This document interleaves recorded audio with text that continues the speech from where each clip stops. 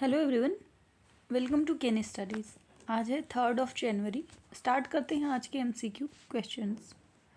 आज का first question है, with reference to the Indian council for cultural relations select the correct statement. आपको ICCR से संबंधित करेक्ट स्टेटमेंट बताना है। आपका फर्स्ट स्टेटमेंट है, it is an autonomous organisation of the government of India. Second, it was founded in 1950 by Maulana Abul Kalam Azad, the first education minister of independent India।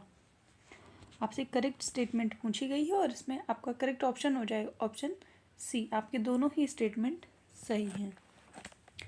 ICCR की बात करें तो इसका headquarter new Delhi में है और ICCR is involved in India's global cultural relations through cultural exchange with the other countries and their people। वर्तमान समय में आईसीसीआर के प्रेसिडेंट की बात करें तो विनय सहस्त्रबुद्धे इसके प्रेसिडेंट हैं। बाकी इसकी स्थापना 1950 में की गई थी बाई मौलाना अबुल कलाम आज़ाद। बढ़ते हैं नेक्स्ट क्वेश्चन की ओर। Manthan 2022 recently seen in news is related to. आपको बताना है मंथन 2022 किससे संबंधित है। आपके ऑप्शंस हैं health sector reform, education sector reform, skilling sector reform या बैंकिंग सेक्टर रिफॉर्म। इसमें आपका करेक्ट ऑप्शन हो जाएगा option D, banking sector reform से संबंधित है। दरअसल ये संबंधित है जो पब्लिक सेक्टर के बैंक हैं उनके रिफॉर्म से संबंधित है। बढ़ते हैं नेक्स्ट क्वेश्चन की ओर। The newly introduced train Mitali express is running between. आपसे पूछा गया है कि मिताली एक्सप्रेस किन दो स्टेशनों के बीच रन करती है। आपके ऑप्शंस हैं new Jalpaiguri and Dhaka, Delhi and Mumbai, Chennai and Kochi या नन ऑफ द अबव। इसमें आपका करेक्ट ऑप्शन हो जाएगा ऑप्शन ए, ये न्यू जलपाईगुड़ी से ढाका के बीच चलती है। ये एक पैसेंजर ट्रेन है जो अपनी सर्विस प्रोवाइड करती है। कोविड-19 के चलते ये पिछले 2 सालों से सस्पेंड थी, पर अभी हाल ही में इसको फिर से स्टार्ट किया गया है ढाका स्टेशन से। इंडिया और बांग्लादेश के बीच ये ट्रेन चलती है। बढ़ते हैं नेक्स्ट क्वेश्चन की ओर।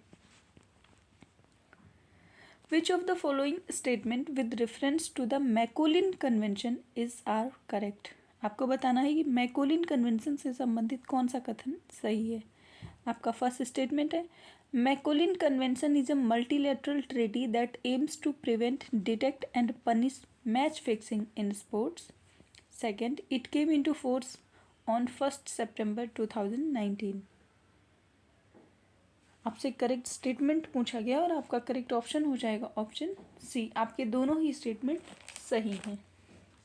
मैकोलिन कन्वेंशन एक मल्टीलेटरल ट्रीटी है that aims to prevent, detect and punish match fixing in sports and the convention was concluded in Macolin, Switzerland in 2014। इसीलिए इसका नाम भी पड़ा मैकोलिन कन्वेंशन। और ये अपना काम करना शुरू करता है 2019 से with the focus of preventing and punishing illegal sport betting operation. बाकी आपके दोनों ही स्टेटमेंट सही हैं। बढ़ते हैं नेक्स्ट क्वेश्चन की ओर। Which of the following statement with reference to new development bank is are correct, sorry incorrect. आपको न्यू डेवलपमेंट बैंक से संबंधित इनकरेक्ट स्टेटमेंट बताना है।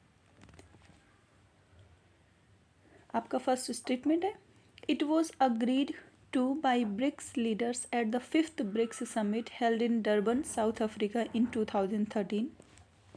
Second, it was launched in 2015 at the 6th BRICS summit at Fortaleza, Brazil. आपको बताना है कि इसमें से इनकरेक्ट स्टेटमेंट कौन सा है और आपका इनकरेक्ट ऑप्शन हो जाएगा ऑप्शन बी। आपका सेकेंड स्टेटमेंट इनकरेक्ट है क्योंकि ये समिट ब्राज़ील के फोर्टालेजा में तो हुआ था, पर ये साइन किया गया है 2014 में, ना कि 15 में, और ये 6th ब्रिक्स समिट थी। न्यू डेवलपमेंट बैंक की बात करें तो इसको ब्रिक्स डेवलपमेंट बैंक भी कहा जाता है।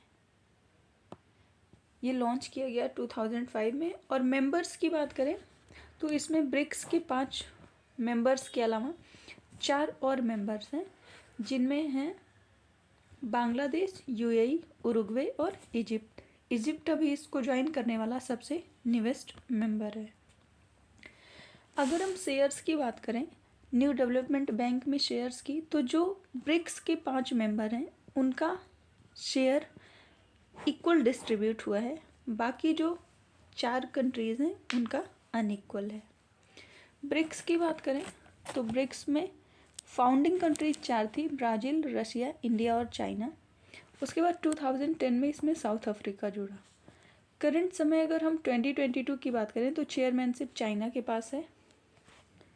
और जो टर्म है ये ब्रिक, इसको कॉइन किया था इकोनॉमिस्ट जिम ओ नील ने। ब्रिक्स की बात करें तो ये कवर करता है 26.7% of world land surface and 41.5% of global population. Headquarter की बात करें तो इसका हेडक्वार्टर चाइना में है। इसके साथ ही अगर न्यू डेवलपमेंट बैंक के हम रीजनल ऑफिसेस की बात करें तो इसका फर्स्ट रीजनल ऑफिस बना था जोहान्सबर्ग, साउथ अफ्रीका में। सेकंड बना साओ पोलो, ब्राज़ील में। उसके बाद गिफ्ट सिटी जो गुजरात में है वहाँ पे इंडिया में बना, और एक मॉस्को रशिया में बना। तो 4 इसकी रीजनल ऑफिसेज हैं। न्यू डेवलपमेंट बैंक के प्रेसिडेंट की बात करें तो मार्कोस पराडो इसके प्रेसिडेंट हैं। बढ़ते हैं नेक्स्ट क्वेश्चन की ओर। The archaeological survey of India is regulated under which ministry. आपसे पूछा गया है कि भारतीय पुरातत्व सर्वेक्षण किस मंत्रालय के तहत विनियमित होता है। आपके ऑप्शंस हैं ministry of earth science, ministry of culture, ministry of education या नन ऑफ दीज। आपका करेक्ट ऑप्शन हो जाएगा option B, ministry of culture के अंतर्गत ये वर्क करता है। ASI को स्टैब्लिश किया गया है 1861 में और इसके फाउंडर रहे हैं अलेक्जेंडर कनिंघम। यही इसके पहले अध्यक्ष भी बनते हैं। करंट समय में डायरेक्टर जनरल की बात करें तो वी विद्यावती इसकी डायरेक्टर जनरल हैं। हेडक्वार्टर की बात करें तो इसका हेडक्वार्टर न्यू दिल्ली में है। इसके साथ अगर आर्कियोलॉजिकल सर्वे ऑफ इंडिया की बात करें तो ये एक इंडियन गवर्नमेंट एजेंसी है that is responsible for archaeological research and conservation and preservation of cultural historical monuments in the country. बढ़ते हैं नेक्स्ट क्वेश्चन की ओर। Which state commenced India's first Nilgiri tahr project. आपसे पूछा गया है कि नीलगिरी ताहर परियोजना किस स्टेट ने स्टार्ट करी है। आपके ऑप्शंस हैं केरला, तमिलनाडु, ओडिशा या कर्नाटका। आपका करेक्ट ऑप्शन हो जाएगा ऑप्शन बी, इसको तमिलनाडु की सरकार ने स्टार्ट किया है। नीलगिरी ताहर तमिलनाडु का स्टेट एनिमल भी है और ये प्रोजेक्ट एक 5 ईयर का प्रोग्राम है with the budgetary provision of 25.14 crore. बढ़ते हैं नेक्स्ट क्वेश्चन की ओर। Indian army has handed over first ever 3D printed house for soldiers at which city. आपसे पूछा गया है कि भारतीय थल सेना ने किस शहर में सैनिकों के लिए पहला 3D प्रिंटेड घर सौंपा है। आपके ऑप्शंस हैं लेह, अहमदाबाद, जैसलमेर या तवांग। तवांग अरुणाचल प्रदेश का एक सिटी है। आपका करेक्ट ऑप्शन हो जाएगा ऑप्शन बी, ये गुजरात के अहमदाबाद में बना है।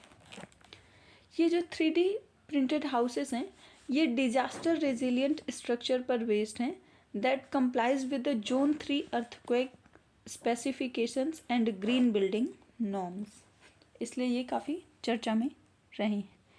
आज के लिए इतना ही, धन्यवाद।